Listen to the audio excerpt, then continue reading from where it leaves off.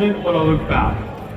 So, I'm here on behalf of the Jewish community. For context, my entire family was born in the Soviet Union, and I'm blessed to be born here in Canada where we live in relative safety and freedom.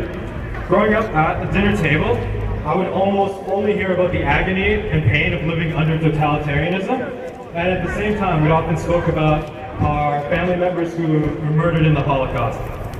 Last summer, I was visiting Yad Vashem, which is Israel's official memorial to Holocaust victims. To keep it short, there's this very famous photo of Allied bombers over Auschwitz, and you can see bombs dropping off right out of the plane. But the thing is, the bombs weren't landing on Auschwitz, they were landing on oil refineries dozens of kilometers away. So, had the Allied planes dropped these bombs on Auschwitz, perhaps 500,000 of my brothers and sisters, they could still be here. So fast forward to today, we have the internet. We have satellite imagery that showcases up to 3 million Uyghurs held in concentration camps by the Chinese government.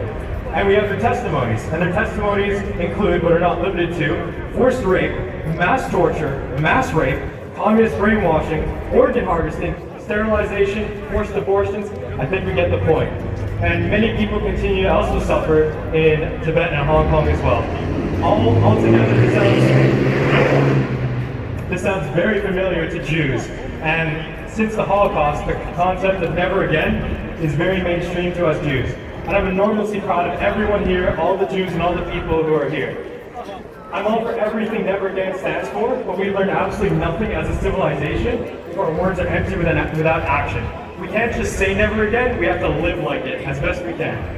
And one of the best weapons that we have against the CCP and the evil authoritarians that they are, let's be very clear, the CCP is an evil entity, is our voices.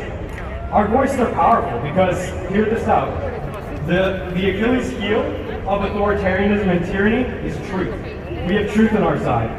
And just as a small example of something I've done as a student at UBC, there was actually a recruitment event for Huawei. Huawei, which develops surveillance and facial recognition technologies deployed across East Turkestan, Tibet, and Hong Kong. A whole bunch of students at UBC raised awareness about this event, and the event was called off because the student union deemed it unethical. So that's a win for us. Anyways, despite what the CCP desires, I'm here to tell you, in a way, they've already failed. The successful crimes committed are the ones you don't hear about and nobody knows about. They're right under our nose and we don't see them.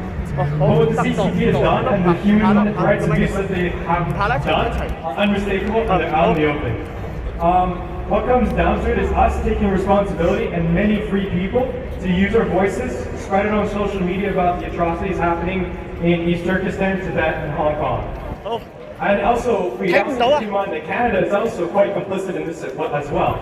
I don't know if we saw the report that came out recently, but Canadian embassies are installing security equipment bought from a Chinese government company, which was actually founded by the son of the former Chinese communist secretary. So the problems are happening here, we also have to call them out as well. And I'm still learning lots. And honestly, for real, this feels like sometimes I'm climbing a mountain, but at the same time, I know that we have truth on our side, and we can't lose when we have the truth. And I always remind myself that despite the fact the CCP has seemingly infiltrated almost every facet of our lives, that no matter what, the truth triumphs over darkness. In this moment, we are here, and we have the opportunity to stand against the tyranny of the CCP, the Canadian government, as well as Western corporations, which are complicit in the tyranny and the genocide happening in China. So what I've said so far has been a bit dreary and sad. I'm going to give a bit of things of optimism, perhaps. So, another enemy of tyrants and communists is hope. Hope is a powerful weapon that we have because it endures and it doesn't disappear. Hope for the liberation for all people that suffer under the CCP is what motivates me and drives me. It's the fuel to my fire, and it's the fire in all our hearts, and what will take us to victory. Hope it also is what guides us to success against the tyrannical hatred of the CCP. The CCP hates people who don't fit their square ideas, they hate vibrance, they hate freedom, and above all, they hate hope, because they know that they can't control hope. And by proxy, if we're hopeful, they can't control us. The CCP perpetuates crimes against religious people in part because we have hope from God, and authoritarianism crumbles under the power of Pope.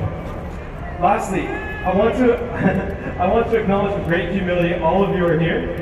There's a really famous quote in the Torah, by King Solomon, that reads, "A righteous man falls down 7 times and gets up each time."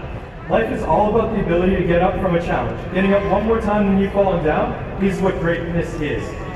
And in the Torah, a righteous person is defined someone who has persevered in the face of hardship. So if there's one thing I want everyone here to take away, is that we are righteous people right here, right now. So, we will continue to stand together and continue to fight for the downfall of the CCP and the emancipation of all the people that suffer under its evil wrath. Thank you. Freedom to Hong Kong, freedom to Tibet, and Uyghur Lives Matter.